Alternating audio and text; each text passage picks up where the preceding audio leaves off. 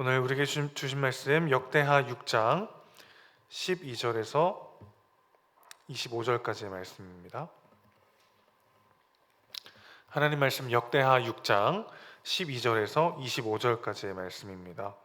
구약성경 662면 역대하 6장 12절에서 25절까지의 말씀 제가 봉독하도록 하겠습니다. 솔로몬이 여호와의 제단 앞에서 이스라엘의 모든 회중과 마주서서 그의 손을 펴니라. 솔로몬이 일찍이 노스로 대를 만들었으니 길이가 5규빗이요 너비가 5규빗이요 높이가 3규빗이라. 뜰 가운데에 두었더니 그가 그 위에 서서 이스라엘의 모든 회중 앞에서 무릎을 꿇고 하늘을 향하여 손을 펴고 이르되 이스라엘의 하나님 여호와여, 천지에 주와 같은 신이 없나이다. 주께서는 온 마음으로 주의 앞에서 행하는 주의 종들에게 언약을 지키시고 은혜를 베푸시나이다.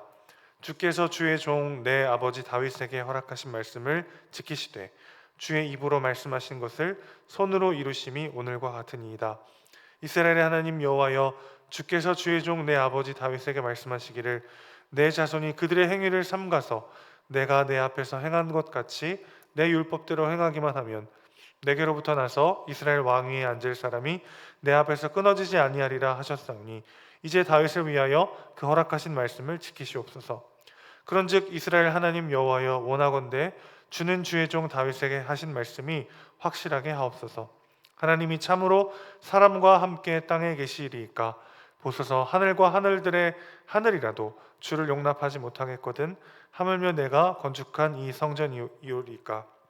그러나 나의 하나님 여호와여, 주의 종의 기도와 간구를 돌아보시며 주의 종이 주 앞에서 부르짖는 것과 비는 기도를 들으시옵소서. 주께서 전에 말씀하시기를 내 이름을 거기에 두리라 하신 곳 이 성전을 향하여 주의 눈이 주야로 보시오며 종이 이곳을 향하여 비는 기도를 들으시옵소서. 주의 종과 주의 백성 이스라엘이 이곳을 향하여 기도할 때에 주는 그 간구함을 들으시되 주께서 계신 곳 하늘에서 들으시고 들으시사 사하여 주옵소서. 만일 어떤 사람이 그의 이웃에게 범죄함으로 맹세시킴을 받고 그가 와서 이 성전에 있는 주의 제단 앞에서 맹세하거든 주는 하늘에서 들으시고 행하시되 주의 종들을 심판하사 악한 자의 죄를 정하여 그의 행위대로 그의 머리에 돌리시고 공의로운 자를 의롭다 하사 그 의로운 대로 갚으시옵소서. 만일 주의 백성 이스라엘이 주께 범죄하여 적국 앞에 패하게 되므로 주의 이름을 인정하고 주께로 돌아와서 이 성전에서 주께 빌며 간구하거든 주는 하늘에서 들으시고 주의 백성 이스라엘의 죄를 사하시고 그들과 그들의 조상들에게 주신 땅으로 돌아오게 하옵소서. 아멘. 역대 상하의 말씀을 함께 계속해서 나누고 있습니다. 역대 상하의 저자는 전통적으로 에스라로 알려져 있는데요. 사실 역대상과 역대하에 저자가 정확히 기록되어 있지 않기 때문에 학자들의 추정에 의존할 수밖에 없지만 분명한 것은 이 역대기의 말씀이 쓰였던 시기가 포로 시대 이후라는 것입니다. 바벨론 포로 시대를 뒤로하고 유대인들에게는 새로운 시대의 막이 열렸죠. 그 새로운 시대의 개막을 알리는 최초의 증표가 바로 예루살렘의 성전이 재건되는 것이었습니다. 예루살렘 성전이 재건되는 중간에 사마리아 사람들의 방해도 있었고 결국 성전 재건이 중단되는 시기도 있었지만 결국 예루살렘 성전은 다시 건축되었고 귀한 자들은 감사와 감격에 사로잡혀서 하나님을 찬양하고 노래했던 적이 있었죠. 그러나 사실 현실은 암울했습니다. 유대인들은 고국으로 돌아와도 좋다라고 하는 이 고레스 왕의 칙령이 내려졌지만 실제로 이 약속의 땅으로 돌아온 유대인들의 숫자는 굉장히 소수였습니다. 그리고 우여곡절 끝에 겨우 완성된 이 두 번째 성전은요, 속칭 수룹바벨 성전이라고 하는데 예전에 최초의 성전이었던 오늘 본문에서 읽은 솔로몬 성전의 웅장함에는 미치지 못했습니다. 솔로몬 성전에 비하면 이 수룹바벨 성전은 너무나도 초라했던 것이죠.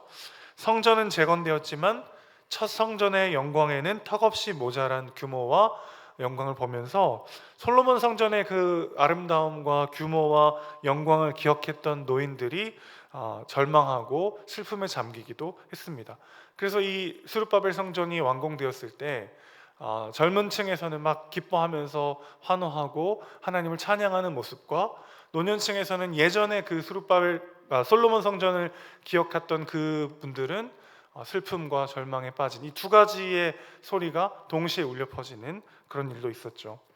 게다가 예루살렘은 쇠락해서 거주민이 거의 없었고 영적인 음울함으로 가득했습니다. 그나마 포로에서 귀환한 사람들도 이방인들과의 결혼을 다시 늘려가면서 민족적 정체성을 잃어버리고 있었습니다. 자, 이런 상황에서 학개와 스가랴 그리고 그 이후에는 에스라와 느헤미야가 개혁 운동을 주도했고 상당한 성과를 거두게 되었어요. 자, 이런 흐름 안에서 역대상하가 쓰였다는 것을 기억하실 필요가 있겠습니다. 자, 그러니까 지금 이 역대기를 읽고 있는 1차 독자들 중에는요, 영적인 회복이 필요한 크게 두 부류의 사람들이 있었다는 거죠. 첫째는 솔로몬 성전의 영광을 기억하면서 눈앞에 초라한 회복의 실망과 슬픔을 느끼는 사람들이 있었습니다. 하나님이 약속하신 것이 겨우 이것이란 말인가? 내가 이러려고 이 먼 예루살렘 땅까지 왔는가? 이런 어떤 절망과 슬픔에 빠져 있는 사람들이 있었고요. 또 다른 하나의 부류는요, 정신 못 차리고 또 죄에 빠지고 있는 사람들이죠. 이스라엘이 멸망했던 바로 그 똑같은 죄, 하나님 나라의 백성으로서의 정체성을 잃어버리고 있는 또 하나의 부류의 사람들이 있었다는 것입니다. 자, 그런 사람들에게 지금 이 역대기의 저자는 다시 한번 솔로몬 성전의 이야기를 꺼내고 있는 거죠. 자, 화려하고 웅장하고 아름다운 솔로몬 성전이 완공되고 난 다음에 솔로몬은 가장 먼저 무엇을 합니까? 기도를 합니다. 13절 보시면 길이와 너비가 5규빗이요 높이가 3규빗인 놋대 위에서 기도하는 솔로몬의 모습이 등장하죠. 한 규빗이 약 45.6cm 정도 됩니다. 그러니까 이 놋대가 길이와 너비가 2.3m, 높이가 1.4m 정도 되는 단인 것이죠. 솔로몬이 이 단 위에서 올라가서 무릎 꿇고 기도할 때 성전으로 왔던 모든 백성이 솔로몬을 볼 수 있었고 그의 기도를 들을 수 있었을 것입니다. 13절을 보면은 솔로몬은 이 무릎을 꿇고 하늘을 향해 손을 펴고 이렇게 기도하고 있잖아요. 겸손하게 자신의 비천함과 무능력함을 고백하고 오직 하나님께 소망이 있음을 온 백성 앞에서 이야기하고 있는 거죠. 이스라엘 역사 중에 가장 지혜롭고 위대한 왕으로 꼽히는 솔로몬 왕이 이스라엘 역사 중에 가장 위대하고 영광스럽고 찬란한 성전을 건축하고 난 다음에 하나님 앞에 납작 엎드려서 자신의 부족함과 자신의 연약함을 아뢰고 오직 하나님께 소망이 있음을 이야기하는, 기도하는 그 장면을 지금 다루고 있는 것이죠. 성전에서 기도하는 솔로몬은요, 성전을 향해서 기도할 때 그 기도에 응답해 달라고 지금 간구하고 있습니다. 온갖 보석들로 장식된 크고 웅장한 성전을 짓고 나서 솔로몬은 성전에서 드리는 기도가 아니라 성전을 향하여 드리는 기도를 들으시고 응답해 달라고 간구하고 있습니다.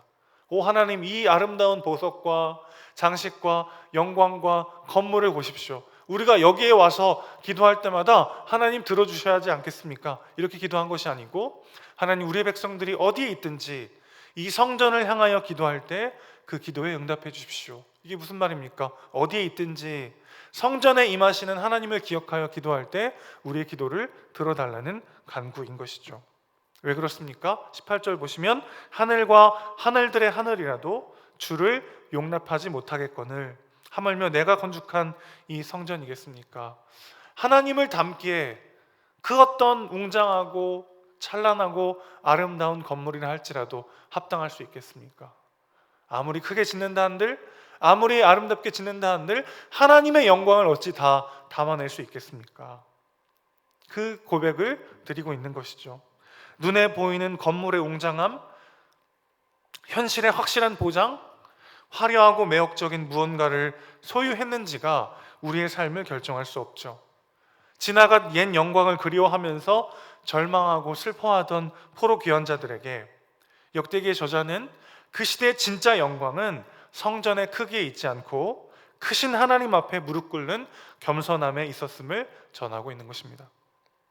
14절에서 15절 보실까요? 주와 같은 신이 없다라고 이야기하고 있죠. 그러면서 언약을 지키시고 은혜 베푸시는 하나님이, 바로 그 다윗에게 허락하신 말씀을 지키시고 이루시는 하나님이 우리의 소망임을 이야기하고 있습니다. 우리에게도 마찬가지죠. 하나님의 말씀, 그분의 계획, 그분의 섭리를 반드시 이뤄내시는 하나님의 전능하심과 신실하심이 우리의 삶의 유일한 소망인 줄로 믿습니다. 하나님께서 우리를 예수 그리스도의 의로 옷 입히시고 우리를 하나님의 자녀요 상속자로 부르셨습니다. 기어코 우리의 모습을 예수 닮은 존재로 완성시키실 것이죠. 그 하나님의 약속을 믿고 현실의 어려움을 이겨내는 우리 모두가 되길 소원합니다. 과거의 영광에 사로잡혀서 혹은 현실의 어려움 때문에 억눌리고 쓰러지는 것이 아니라 그 모든 것과 상관없이 크신 하나님께서 나에게 어떤 말씀을 주셨고 나의 삶을 어떻게 확증하셨는가, 이것으로 우리 삶의 소망의 근거를 삼는 우리 모두가 되길 소원합니다. 분명 위기의 시기를 우리는 살고 있어요. 누구나 한 번도 경험해보지 못했던 어려움과 고난이 우리 앞에 주어져 있습니다. 교회도 분명히 위기를 겪고 있습니다. 그러나 분명한 것은 이 시기가 참 힘들고 어려운 시기이고 누군가에게, 아니 우리 모두에게 위기의 시기가 되고 있지만, 그러나 말씀 안에서 건강하게 교회가 개혁되고 회복되는 귀하고 중요한 시기로 사용하고 계신 줄 믿습니다. 그렇기 때문에 우리는요, 솔로몬의 성전의 크기가 이스라엘의 영광을, 이스라엘의 구원을 좌우한 것이 아니라 크신 하나님께서 그분 앞에 겸손히 엎드리는 백성들을 주관하셨음을 기억하고 우리의 상황과 현실의 조건과 상관없이 그 가운데도 여전히 신실하게 일하시는 크신 하나님을 바라보고 의지하고 그분께 겸손히 엎드릴 때 그 주님의 은혜를 누리며 오늘 하루를 살아낼 수 있게 될 줄로 믿습니다. 자, 두 번째 부류의 사람들이 있었어요. 정신 못 차리고 이스라엘이 멸망했던 바로 그 똑같은 죄, 하나님 나라의 백성으로서의 정체성을 잃어버리고 있는 백성들에게 지금 솔로몬은 마치 예언하듯이 기도하고 있습니다. 전쟁에서 패배하고 성전에서 기도하면 주께서 들으시고 죄를 사하여 달라고 25절에서 말하고요. 또 뒤이어서 계속된 기도를 보면은 기근으로 말미암아 성전을 향하여 빌면 주께서 들으시고 죄를 사하여 달라고 27절에서 말하고 있어요. 또 30절 보시면 재앙과 질병으로 인해 성전을 향하여 빌면 주께서 들으시고 죄를 사하여 달라고 기도하고 있고요. 39절에 보면은 포로로 잡혀간 땅에서 성전을 향하여 빌면 주께서 들으시고 죄를 사하여 달라고 기도하고 있습니다. 솔로몬의 기도를 이렇게 쭉 따라가다 보면 마치 이스라엘의 지나온 역사를 예언하듯 기도하고 있음을 알게 되죠. 포로 귀환 자들은요, 이전에 이스라엘이 죄로 인해서 전쟁에서 패배하면서 점점 힘을 잃어가고 기근과 재앙이 가득하며 결국 포로로 이국 땅으로 잡혀가게 되었던 것을 누구보다도 잘 알고 있었을 것입니다. 그런데 그 이스라엘 백성들이 빠졌던 똑같은 죄에 빠져 있는 그들에게 지금 솔로몬의 예언적 기도가 앞으로 자신들의 삶이 어떠할 수밖에 없는지를, 그렇게 계속해서 똑같은 죄에 빠져갈 때 자신들의 삶의 길이 어떠할 수밖에 없는지를 보여주고 있는 것이죠. 그리고 다시 돌이켜 회개하고 하나님께 간구할 때 하나님이 들으시고 죄를 사하시며 진정으로 회복시킬 것임을 이야기하고 있습니다. 결국 이 솔로몬의 기도는요, 6장 42절을 보시면 이렇게 마무리가 되죠. 여호와 하나님이여, 주의 기름 부은 받은 자들에게서 얼굴을 돌리지 마시옵고 주의 종 다윗에게 베푸신 은총을 기억하옵소서.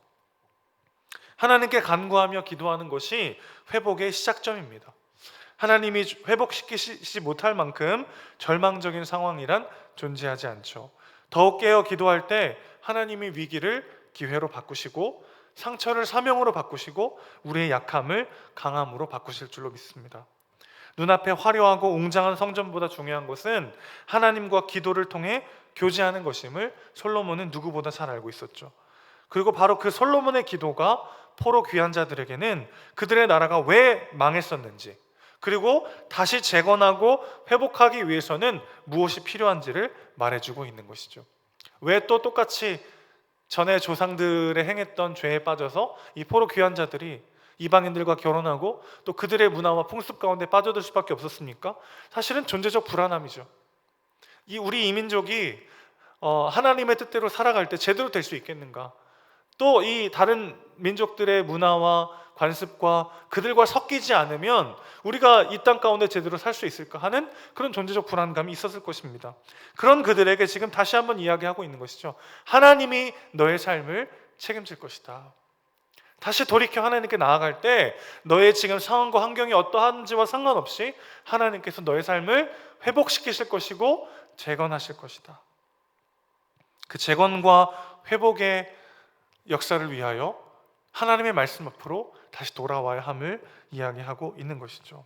오늘 우리에게도 우리 무너진 삶의 구석구석을 재건하고 회복하기 위해서 무엇을 해야 하는지를 보여주고 있습니다. 솔로몬이 무릎을 꿇고 하늘을 향해 손을 펴서 간구하며 부르짖고 기도한 것처럼 겸손히 엎드려 하나님께 간구함으로 오늘 우리의 문제가 더 큰 축복으로 가는 전조가 되는 그런 귀한 삶을 살아가는 우리 모두가 되시기를 주님의 이름으로 축복합니다.